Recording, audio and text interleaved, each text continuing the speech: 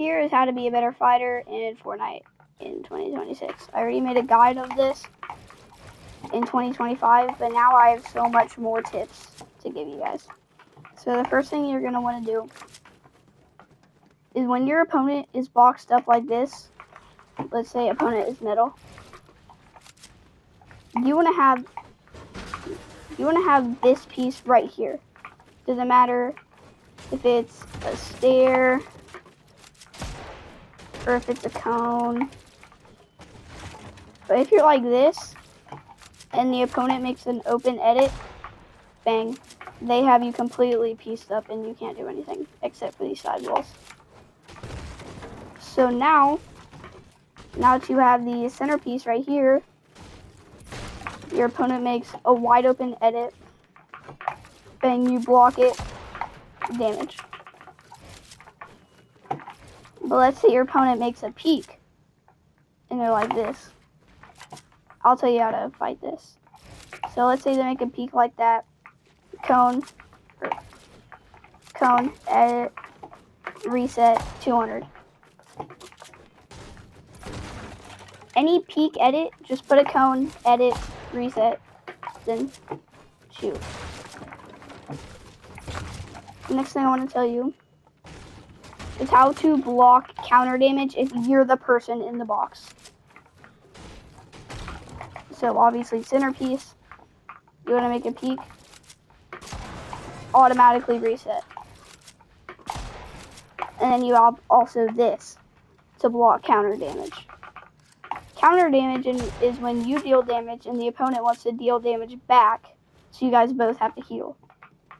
Now you don't want to do this, so now they can't deal any counter damage. You have them pieced, and it's free.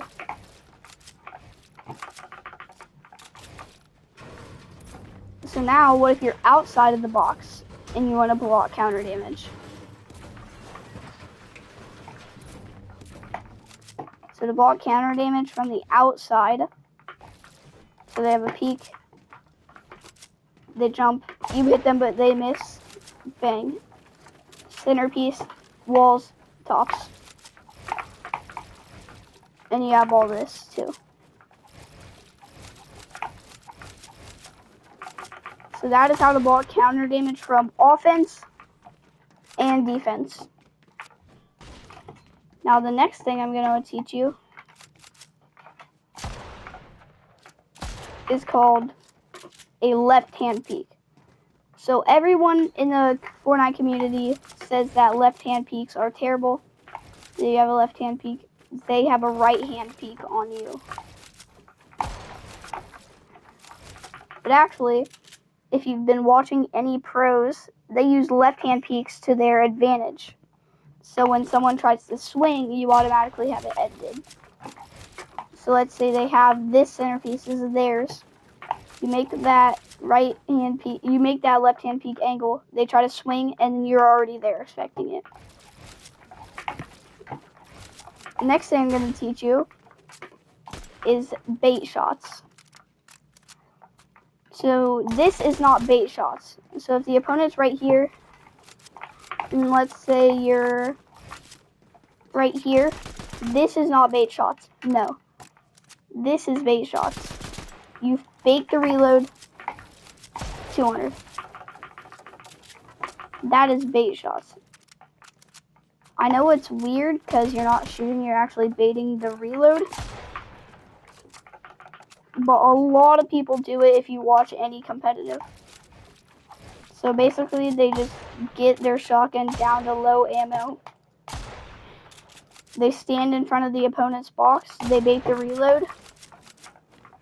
The opponent makes a wide edit to try to shoot you while you're reloading. You're reloading. You stop the reload to shoot them. And I would most likely do this with your shotgun or a faster reloading weapon. Not like an AR, especially not a Spire rifle. Because those are in the loot pool right now. And they take a long time to reload and a long time to switch. So, now for something called, we're going to go over more baits. So now we have the pickaxe swing bait. You're boxed up, you have all of this. You're baiting the pickaxe swing. You're baiting the pickaxe swing. So every time you swing your pickaxe, or you have it out, they make an open edit, you shoot. So you're holding your pickaxe out. They see you holding your pickaxe out. They edit, and then you shoot them because you're baiting holding out your pickaxe. Then you take that if they're not already dead. Anything. Another bait is a peek bait. You have that. You have all of this. And then you have a really good peek that you're also exposing. So this could actually be such a good peek because of this. And they can't see you at all when you're at that angle. They can't see you at all even if they jump. That's a really good peek. But you want to be exposing yourself. So when they make that wide open edit, you actually do the peek. They make the wide open edit, you move over 200. Let me show you. So you're going to be right here. They make the edit, the peanut butter, or whatever edit they make. You scooch over, and then you shoot them. Because they can't see you from right here. This cone right here is blocking you. And if you can see this top corner, this is where they're going to jump. All the way through here, you can see it. But right here, they can't see you unless they jump, which is what you want them to do. So that's a peek bait.